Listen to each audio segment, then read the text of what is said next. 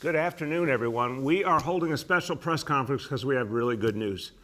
And I'm pleased to say the good news is from Washington, D.C., something I haven't been able to say for quite a while, but I can say it now. New guidance from the CDC related to our schools and our classrooms that is going to really help us to reach more kids, get them back into school where they can continue to learn and where we can help them deal with all the challenges they've dealt with this year and last year through the coronavirus. Look, we've talked over months now about bringing back this city, about a recovery for all of us.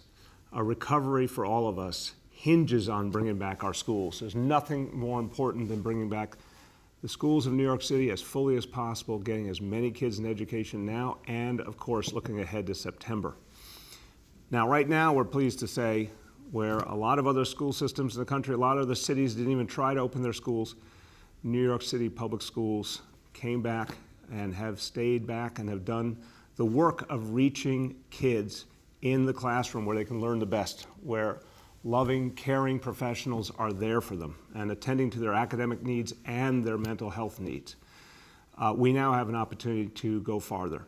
Now, the reason we were able to come back with our schools and keep them back is the gold standard of health and safety measures we put into place.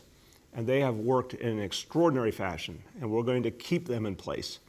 But we have new developments that add to our success. The millions of New Yorkers who have now been vaccinated, over 3 million vaccinations so far, more coming every day, more supply coming, as we heard today, from the Biden administration. So that's a big piece of the equation working in our favor. But now we have the good news from the CDC, changing the standards while keeping everyone safe. So the CDC has evaluated the evidence and has decided that the distance between children in our public school classrooms can go from 6 feet to 3 feet. This obviously opens up a world of possibilities for bringing kids back. So today, I'm announcing there will be a new opt-in period for our public schools, a new opportunity for kids to start coming back to our public schools who are not attending in person now. Now, we're going to be doing this in different pieces, as we did when we opened schools originally. The first focus will be on kids in 3K, pre-K, elementary school, and kids who are in elementary grades in special education D75 programs. The guidance from the CDC treats the younger grades differently than the older grades. So we are confident that we'll be able, in the course of April, to bring back the younger students through an opt-in. A lot of details to work out. And I'm going to emphasize this. I know the Chancellor will as well. This is breaking news. This is a brand new standard. We have a lot to work out. We are going to work with educators, work with principals and teachers, work with the unions, work with healthcare experts to determine the best way to implement all this. But what we can say is it is time for an opt-in period. And that will begin next week. The details will be announced on Monday. And what we can say is for parents of kids in the younger grades, we are confident that we'll be able to bring back a substantial number of students by the end of April. Now, we have more questions we have to resolve in terms of middle and high school students. And we're going to work closely with the CDC and all of our stakeholders to resolve those issues. But we will also include middle and high school students in the opt-in period, so we have a sense of how many parents, how many kids want to come back, and that will give us the information we need for when we're actually able to take the next step. So again, next week, an opt-in period will begin. Our goal, as always, is to have as many kids in school as we can do appropriately, safely, smartly, and as many kids in 5-day-a-week instruction as possible. A lot to work out, a lot of details to work through, but this is just good news because it opens the door to a lot more kids coming back. With that, someone who is just as excited, maybe even more, about this new breaking news from Washington, our Chancellor, Misha Ross Porter. Thank you, Mr. Mayor, and we are really excited to be turning the corner on this virus. It feels so good.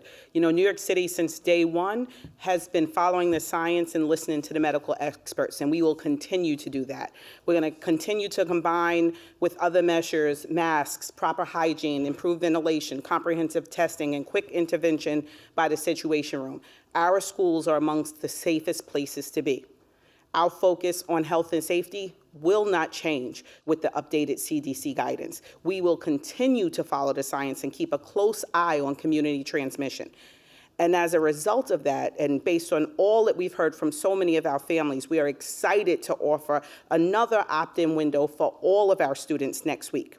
And we will be ready to offer in-person instruction under the 3 feet rule, beginning with our elementary school students, our pre-K and 3K students, and our elementary District 75 students beginning in April. We'll have more information about the opt-in window in the coming days. Regardless, I know there will be many questions, and we look forward to answering those questions about what this will mean for all of you. For now, for our principals, I want you to know that this moment is going to give our students the best opportunity for success. And the motivation for all of you, I know when you see your students walking into your buildings. Being a principal for 10 years, I understand that changes a lot now. But we stand ready at the central office. You have the full support of the central office to troubleshoot any things that come up for you as we move towards this opening. For school staff, I want to continue to thank our school safety agents, our custodians, our kitchen staff, our nurses, our crossing guards who've been on the front lines through this whole thing. For our teachers, many of whom have been vaccinated or well on their way to being vaccinated, we're still going to center health and safety in every single decision that we make. We will never skip that. I also understand that each school community is different, and we will be flexible and take into account the specific needs of each school. We're going to work very closely with our labor partners every step of the way.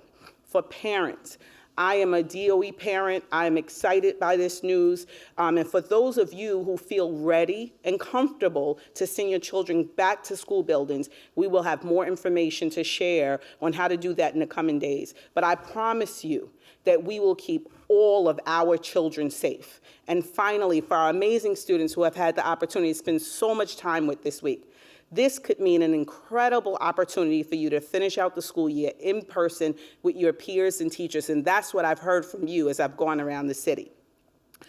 We know there will be questions about timing and logistics. We're excited about this opt-in window next week for all students. We want to hear from everyone about what you want to do. One thing this year has taught us is that any time in the classroom is valuable. The most important time is spent between teachers and students in classrooms, and nothing can replace that. And we have a third of the school year left.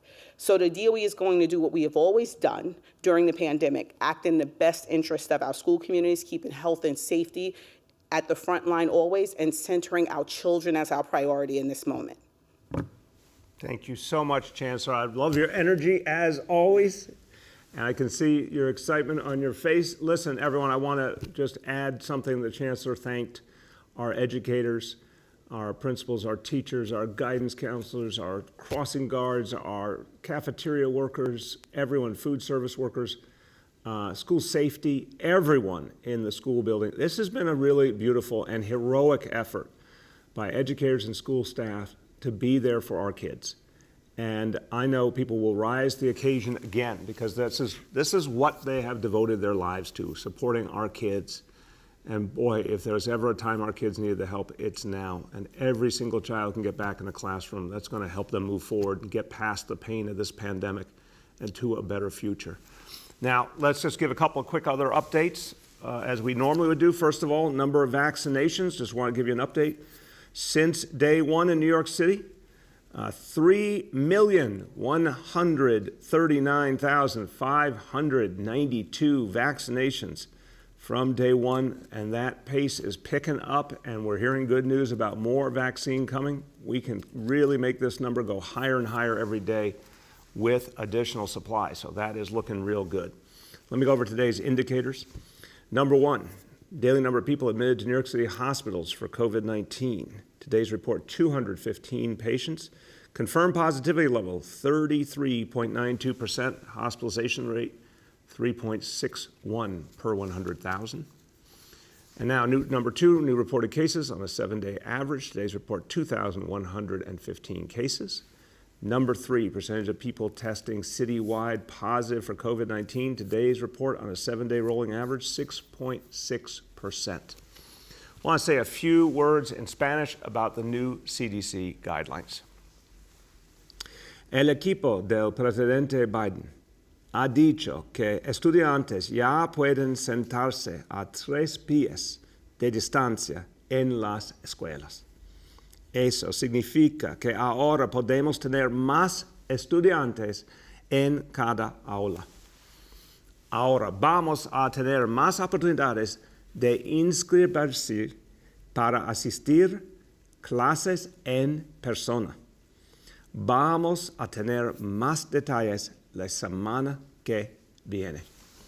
With that, let's turn to our colleagues in the media, and please let me know the name and outlet of each journalist. Good afternoon, all. We'll now begin our Q&A. With us today is Schools Chancellor Misha Porter, Health Commissioner Dr. Dave Chashi, and Senior Advisor Dr. Jay Varma. With that, we'll go to Jen from the AP. Hi, Mr. Mayor. How are you? Hey, Jen, how you been? Okay. I wanted to ask, given that I think it's still quite a minority of parents who have opted in at the moment, to what extent do you think the limiting factor has been the 6-foot distance as opposed to people's own reservations about sending their kids? In other words, how much do you think this is going to bring people back? Jen, great question, and obviously on one level, it's the reason we need this opt-in period to find out where parents are at and kids are at now. I would say a couple of things, and I'd like to hear what the Chancellor thinks. I think there are more and more parents who want their kids back in school. They have seen real progress in the fight against COVID. Again, over 3 million vaccinations in New York City. We see real improvement in the healthcare numbers. And a lot of time has passed where kids have not been with educators and with their peers. And so I think you're going to see a lot of parents who want to take advantage of this opportunity. But I think there's also going to be a substantial percentage who are just like, we're not ready and we're going to wait till the next school year. We don't know that number, but one thing I'd say for sure, I think a lot of parents have been clamoring for this opportunity. I think it will be a great relief to a lot of parents to know there's a chance now to get their kids back in school. Chancellor? Yeah, I agree. I mean, every day I hear from parents about opening the opt-in window and getting their children back in school, but we also know that it has to be our parents' decisions that they make for their children. It's one that I'm making for my own child. And what I said in my remarks is we want to know parents who feel ready and are comfortable. And so we want to open that window so we see where our families are. Thank you. Go ahead, Jen. Thanks. The second question is about the policies for closing schools when cases arise. I know this gets asked about a lot, but in this context, I definitely have talked to some parents who kept their kids home because they felt like the yo-yo effect of classrooms closing down, schools closing down, in and out would just be too confusing. But do you have changes in mind to that policy to try to keep the schools open more? Jen, we're evaluating that. We'll have more to say on that soon. We're obviously looking at it now in light of this new CDC guidance as well. But I do think it's interesting to note that we're seeing overall improvement in this city. We're seeing, not perfect reality yet with healthcare and with the overall health situation, but we're definitely seeing improvement. And I think we're winning that race against the variants because so many people are getting vaccinated. So my hope here, Jen, is that as more and more New Yorkers get vaccinated, our goal is 5 million adult New Yorkers fully vaccinated by June, that we're going to see the spread reduced just because there's so many vaccinated people, there's nowhere for the disease to go. That's obviously going to have a big impact on how often a school needs to close. So I am real hopeful that the numbers are going to start improving and that parents who have that concern are going to have less reason for that concern. I also would say to any parent, even though we all struggle with everything with COVID, anytime your child's in school, it's helping them. even in an imperfect schedule, it's helping your child move forward. Kids need to be around their peers. They need to be around educators. They need to be around folks who can help them with guidance. I want to make it the most days possible for the most kids, but I know for sure that any amount of time in school helps. Go ahead. Next is Jillian from New York One. Hi, Mayor. Can you hear me? Yes, Jillian, how you doing? I'm well, thanks. And it was nice to see the Chancellor this morning in my beautiful native borough of Staten Island for a school visit.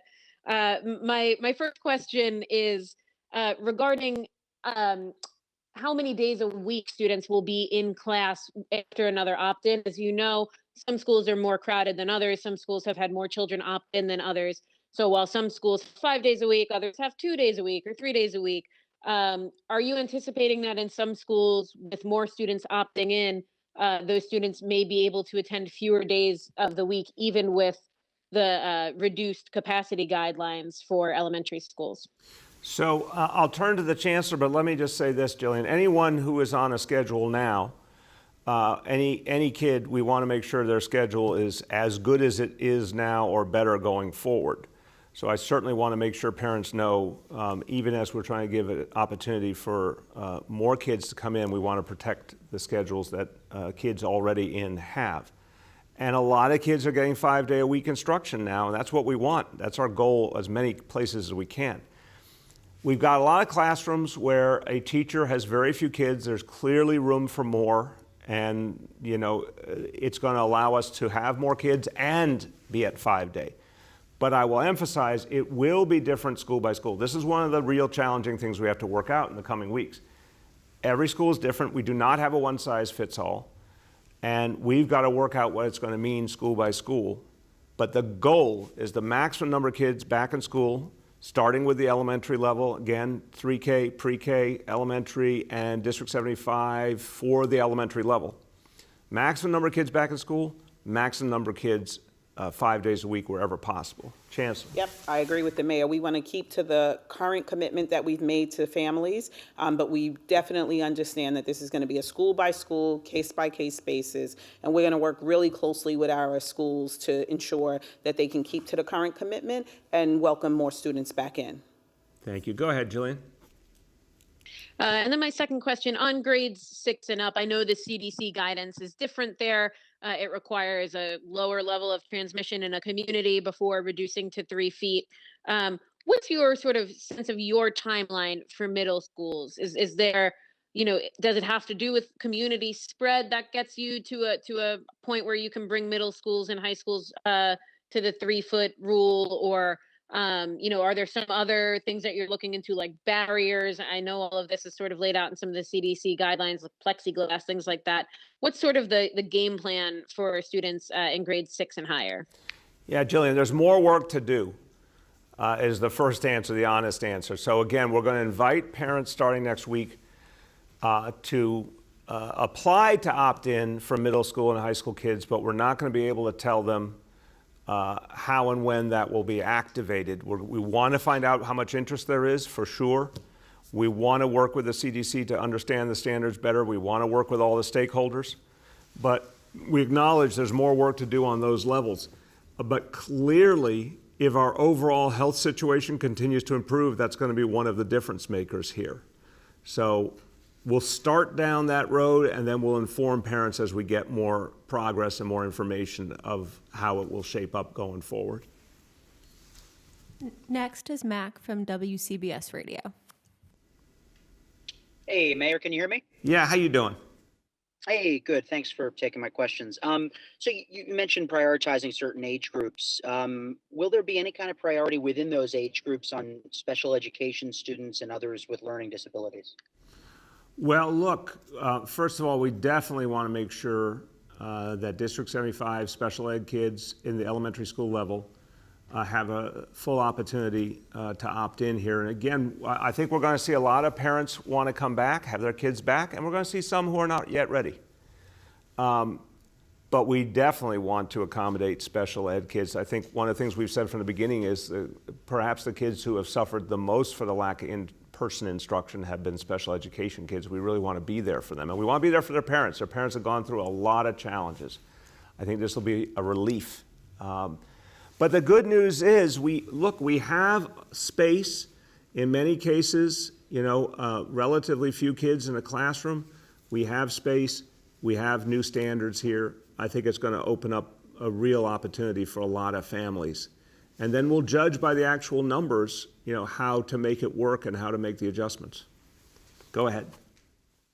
And what does this mean as far as the fall? Is this kind of, do you see this as a ramp up to what the fall could look like? Is it a blueprint in your mind?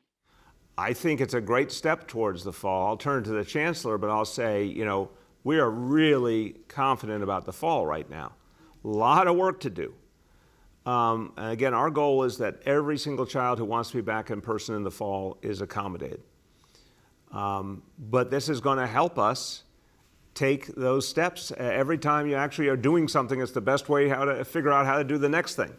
So I think this does help speed our efforts towards the fall. Chancellor. Yep, I absolutely agree. I think this is, I have been talking all over the city about the summer being our spring point to fall, but this is really going to be our springboard to fall. And so, I think this is going to give families a lot of information about what we're ready to do. And I think it's going to raise the confidence levels of families across the city. And so definitely looking forward to what this opportunity offers us as we prepare for the fall. Thank you. Go ahead. Next is Rima from Chalkbeat. Hi, Mr. Mayor, Chancellor Porter. How are you guys doing today? We're having a good day, Rima. How are you doing? Good, good. I'm doing well. It's Friday, so Fridays are always good. So I just wanted to follow up a little bit on Jillian's question. I've spoken to some principals who want to accept more students and are discouraged when they have to turn them away, but they're concerned about maintaining the schedules that they worked, very hard to put together after so many previous changes. And so you seem to address this, but I just wanted to follow up on if principals do have to change schedules, will they be allowed to turn parents away if they don't have the room or staffing, or if they're in a position where they they might have to change those schedules again? And within that, if they can turn students away, how will they be prioritized in terms of who gets a spot and who may not immediately get a spot? Yeah, I'll start and I'll turn to the chancellor. Rima, I don't think we start with the assumption of turning kids away. We start with the assumption that kids who now have a certain schedule should have it maintained. We don't want to take away, we want to be additive. Because, I know you've been in schools, you've seen a lot of classrooms where, it's a teacher with just a handful of kids, not even the capacity. I obviously went to a lot of classrooms before we started school and since, where 8, 9, 10, 11 kids is the maximum. We've got a lot of classrooms where we're not even close to that. Clearly, when you go to a 3-foot rule, you can accommodate a lot more kids safely. So I'm working from the assumption that we keep the current schedules for the kids who are already in school. We add in more kids, giving them the maximum days we can. And then I think we can guarantee there'll still be a substantial number of parents who are not yet ready. And I think we can hit the balance point with all those factors. Some schools, honestly, it's going to be easier than others. But we feel pretty good about hitting that balance point. Chancellor? Yeah. In the Bronx, we started 5 days a week before we were asked because we saw the space and opportunity to do it. 3 feet gives us a whole new option and opens up new doors. And so we want to start from the vantage point of how do we get more students in, how do we honor those current schedules, and we are absolutely going to work with principals, work with schools, because we know that every school has a different case and is a different situation. And so we're not pushing out an agenda. We're going to really work collaboratively with schools to figure out how to meet the needs of our families. Thank you. Go ahead, Rima. Yeah, so my second question is the UFT right before your press conference, or I think maybe a couple hours ago, they reached out to their members, and Michael Mulgrew wrote that they've seen the new guidance and they want to talk to their independent medical experts first before really signing on to any changes. And so I'm wondering, what sort of conversations have you had with the union? And right now it seems that they're technically not exactly on board. And so I'm just wondering, what have your conversations been with them? And what's your understanding of where they stand on the change here? I won't speak for them. I'll just say that my team and I have had several conversations today already. with the union leaders to begin the process of determining how to make this work together. We think we can work this out. We really do. Look, the CDC under President Biden, I will not comment on some of the challenges in the previous administration, but now we have the presidential leadership we have been yearning for. We have the national medical leadership that we can believe in. When the CDC says this is safe to do, I believe them, period. They are the healthcare experts for this nation. And we will then take that guidance and put it into action. Our healthcare team, which has done an exceptional job in this crisis, will work with the federal government and will all work together with all the stakeholders in our school system to make it work. And I start with a very optimistic view here. The bottom line is kids need to be in school. Let's be clear as a bell about the goal. Kids need to be in school. If they're not in school, they are suffering. Our job is to help children. Our job is to help families. We have to move this whole city forward, and this is how we do it. And we can do it safely. We have proven that time and time again. We can do it safely. And I think this guidance shows us how. Go ahead. Next is Andrea from WCBS. Hi, good afternoon. Following up on that question, in addition to the unions, how about the principals? What types of conversations have you all had with the principals prior to this announcement today, and how they can make this work? Well, I'll turn to the chancellor and only say those conversations are about to begin in earnest. We wanted the parents of this city to know that an opt-in period is coming. This is such important news for thousands and thousands of New York City families. But there's a lot to work out with the principals, and obviously the chancellor will lead the way in that discussion as a former principal herself. Go ahead, Chancellor. Yeah. You know, our responsibility is to act on the guidance from the CDC, and everyone's been hearing this coming for days, and so that our responsibility is to get information out and to act on it, and we will absolutely be meeting with principals and engaging with all of our union partners along the way to make this happen successfully. Go ahead, Andrea. And the second question is about vaccinations. Where does that stand with school staff, not just teachers, but everybody who's in the schools? Where does that stand? I'll start, and between the chancellor, Dr. Varma, Dr. Choksi, if anyone knows more on the details, please share. The update I got earlier today, Andrea, is now over 40,000 educators, which means members of UFT and CSA. Over 40,000 educators have been vaccinated. But that number is, we all think, low, meaning we think there are many other educators who are vaccinated that just hasn't been reported in yet because they went to a vaccination site in their community wherever they live, as opposed to going through one of the union sites or other ways that we would hear about it.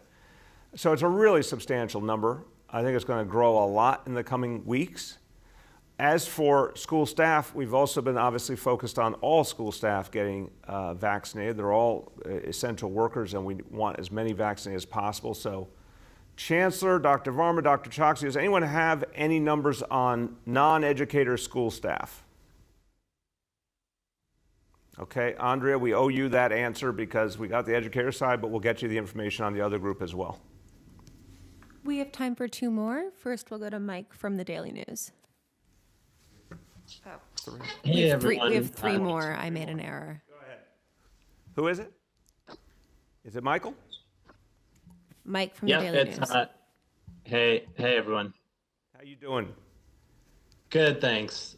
So my first question is just, why you waited until now to offer the new opt-in period? Because it seems like now you have two logistical challenges with all the new families that may be coming in and the new spacing guidelines from the CDC, which changes, how many kids you can fit in a class. So might it have been easier to kind of take those things one by one and offer the new opt-in period earlier?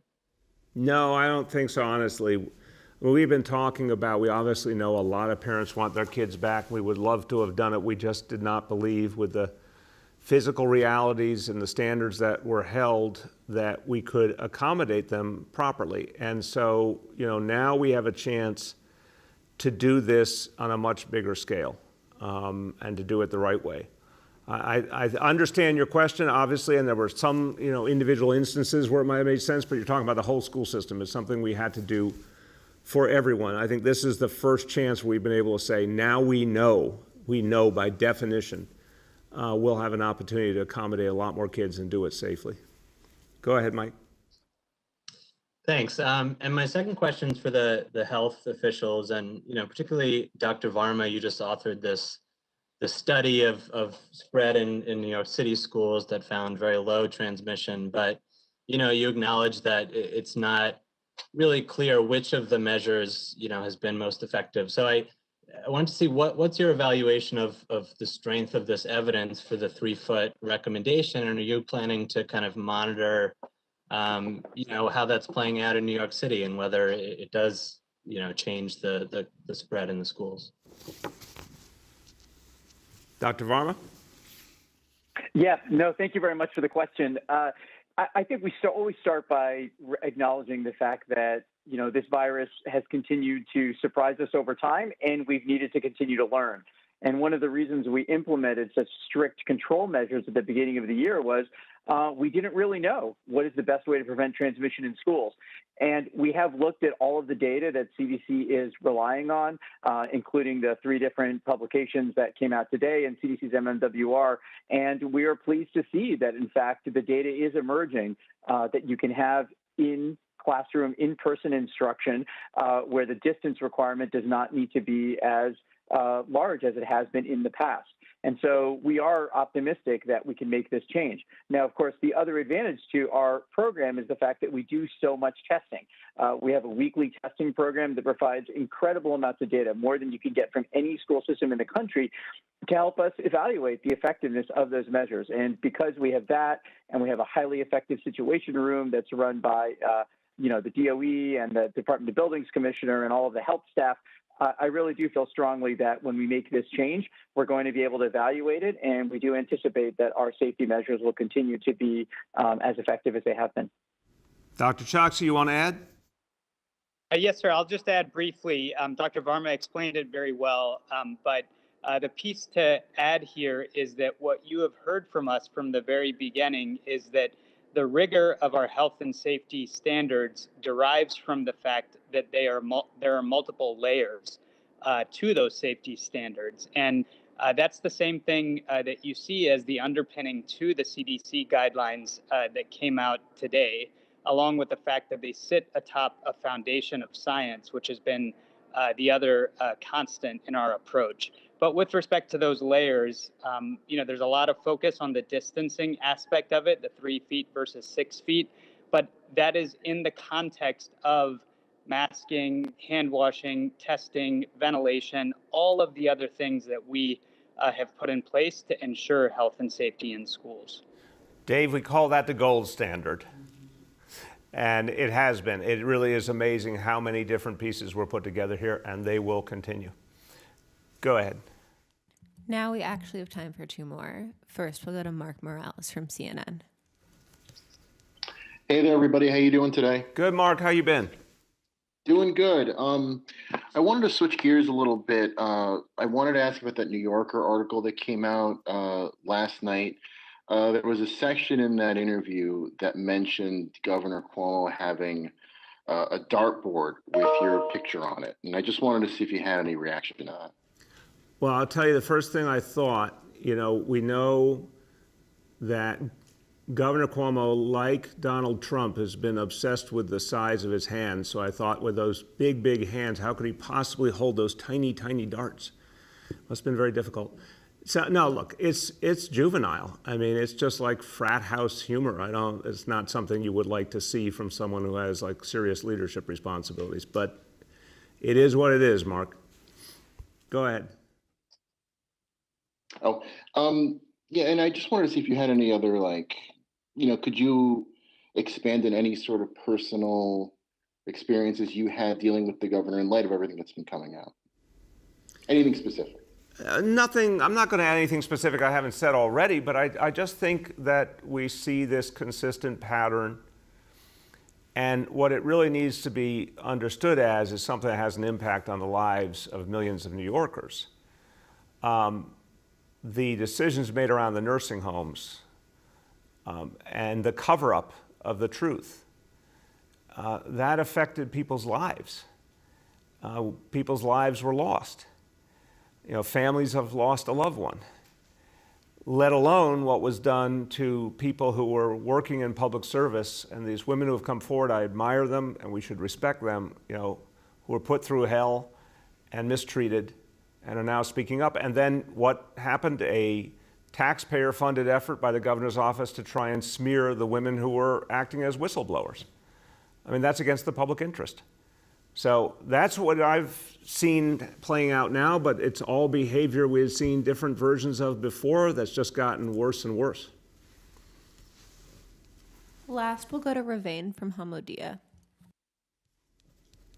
Good afternoon, Mr. Mayor. I'd like to ask a question to Dr. Varma and Dr. Choksi. There was discussion a few months ago, we haven't heard about it much lately, of reinfection cases in the city. And I'm wondering if you have the numbers of how many cases in this COVID cases in the city are reinfection cases, and if any of those people that were reinfected actually had the presence of antibodies or a recent positive antibody test when they got reinfected. All right. Which doctor wants to go first? Sir, I can start on this. This is Dr. Choksi. And thank you, Ravane, for this important question. It is something that we have been continuing to monitor with respect to the evidence base around reinfection from around the world, as well as more specifically here in New York City. What we can tell you from, from both sets of data is that reinfection remains a rare occurrence, meaning that people who have had COVID-19 do have a good protection against subsequent infection, but that it can occur. You know, there are cases where it has occurred. In New York City, this is something that we continue to analyze, particularly in the context of the new variants. So I don't have specific numbers for you at the moment, but it is something that our team continues to investigate. Dr. Varma, want to add? Nothing else for me. Thank you. Go ahead, Ravane. I want to follow up. I know Dr. Choksi said we don't have an exact number. I'm wondering, in generally, is it dozens? Is it hundreds? Is it thousands? But also, I'm asking because I actually, someone just told me the other night that he had COVID 4 months ago. The CDC says you can delay the vaccine up to 3 months after COVID. He had it 4 months ago, but he just got a positive antibody test this week. So he says, should I take a vaccine or not when my turn comes? If the turn comes, very soon. Dr. Choksi. Yes, in those cases, my answer is a very clear yes. You should get vaccinated, provided that you have recovered from COVID-19, you're out of your isolation period, you no longer have symptoms. We do encourage, particularly here in New York City, where we have had quite a number of people who have been previously infected with COVID-19. We want you to get vaccinated as well. I'll use my own example. I had COVID-19 recently myself and was vaccinated just a few days ago. And the reason for that is that we do believe that the vaccine confers additional immunity, particularly with respect to the duration of immunity beyond what you get from infection. So these are all things where the science is still evolving, but the clear recommendation is that people who have had COVID-19 in the past, once you've recovered, we do recommend that you get vaccinated. And Dr. Choksi, on the question of the amount of reinfection we've seen, to Ruvain's question, put some kind of numerical value to it. From all of our conversations, I think it's been pretty strikingly low, but do you have any kind of numerical range? You're right, sir. It is to the lower end of the range that Ruvain set out, in the dozens to perhaps, slightly more than that over the entire duration for New York City. But this is something that we are actively investigating to get some more precision around. Thank you very much. All right, everyone, as we conclude today, just really emphasizing the good news that we know we're going to be able to bring more kids back into our classrooms. And I want you to think what this means for our kids and our families. So many children who have wanted to be in school couldn't. So many parents who wanted to get their kids back, it wasn't possible. The hope that this is going to bring to families, the chance to really benefit from being in school with teachers, with adults who are really looking out for them, helping them, with their friends again. It's amazing. And this is really crucial to how we recover for everyone, because step by step, we're bringing back the life of the city. And this is one of the pieces that really is the lifeblood of the city. Our public schools are one of the things that makes New York City great. And this is a really important moment in terms of bringing them back fully, giving kids a chance to rebound from everything they've been through over the last year, and getting them in the presence of people who just love our children, care for them, want to teach them, want to help them forward. This is going to be good for all of us. So a good day for New York City. Thank you, everyone.